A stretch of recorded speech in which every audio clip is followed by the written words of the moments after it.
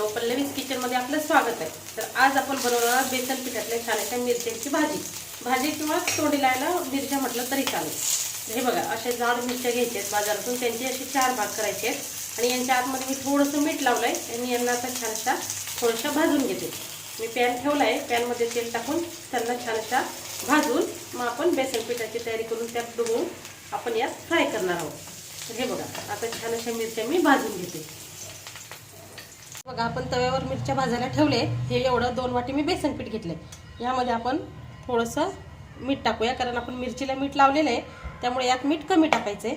थोडंसं आपल्याला त्यात घालायचं आहे 1 चमचा लाल तिखट, नंतर त्यामध्ये 1 चमचा कांदा लसूण पेस्ट, कांदा लसूण मसाला आणि त्यानंतर थोडीशी हळद। हे एवढं त्यात घातल्यानंतर आपल्याला त्यात थोडंसं अद्रक आणि लसूण टेचलेलं टाकायचं आहे। हे बघा, थोडंसं अद्रक लसूण टेचलेला टाकला म्हणजे टेस्ट छान वाटते आणि त्यामध्ये घालायचं आहे। आता आपल्याला एवढंच फक्त हे छान असं थोडं पाणी घालून छान असं पातळ मिक्स करून घ्यायचं आहे, म्हणजे त्यात आपल्याला मिरच्या डीप करता येतील। हे बघा, असं छान असं मिश्रण बेसन पिठाचं आपल्याला बनवून घ्यायचं आहे। मीठ लावून आपण मिरच्या भाजायला ठेवल्या होत्या।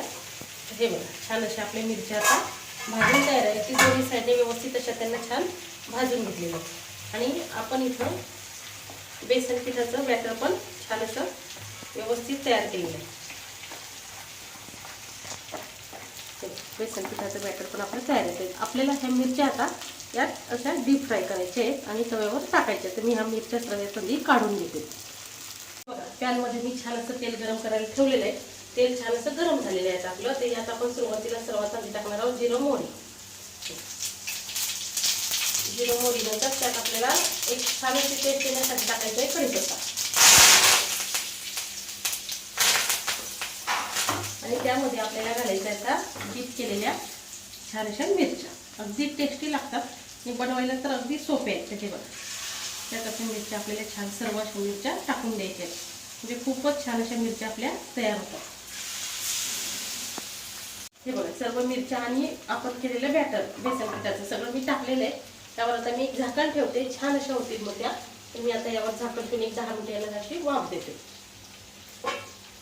हे बघा, मिरच्या टाकून आपण एक 10 मिनिटं झाकण ठेवलं होतं। आता हे बघा, मिरच्या अगदी छान अशा झालेल्या आहेत, अगदी छान त्याला जिरं मोहरीची छान अशा टेस्ट आलेल्या आहेत। याला आपल्याला छान असं पलटून घ्यायचं आहे, इझिली पलटतं अगदी। थोडंसं फक्त तेल त्याला जास्त टाकायचं, म्हणजे ते तेलामुळे छान असं चिटकत नाही।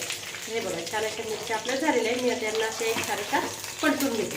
हे बघा, मिरच्या पलटून झालेल्या आहेत, कढीपत्ता आणि जिरं अगदी छान असं त्यावर दिसते। यांना आपण असं छान असं आता 10 मिनिटं झाकण ठेवायचं, म्हणजे आपल्या मिरच्या चपाती बरोबर खायला किंवा कोणत्याही भाजीसोबत एकदम तोंडी लावायला लोणच्यासारख्या तयार आहे। तर मी यावर आता झाकण ठेवून देते। आपण मिरच्या पलटी करून घेतल्या, त्यानंतर झाकण ठेवलं, एक 10 मिनिटं झालेले आहे। आता मी गॅस बंद केला। तर हे बघा, आपल्या मिरच्या अगदी कमी वेळेत अगदी छान अशा तयार आहेत। तर मी आता एक ताट वाढवून तुमच्याशी बोलते। मस्त अशा पिठातल्या मिरच्या आपल्या अगदी तयार आहे। ह्या मिरच्या खायला टेस्टी आणि फिक्या लागतात, म्हणजे तिखट लागत नाही, छान होतात अगदी कमी वेळेत। तर ह्या अशा मिरच्या नक्की बनवा। भेंडीची भाजी, आपल्या लोणच्याचा व्हिडिओ मी अपलोड केलेला आहे। तर हे घरचं लोणचं आहे, तुम्ही लोणच्याचा व्हिडिओ नक्की बघा आणि अशा मिरच्या करून खा। आणि या आता सर्वजण जेवायला। तर लाईक शेअर सबस्क्राईब करायला विसरू नका। Thank you so much, bye.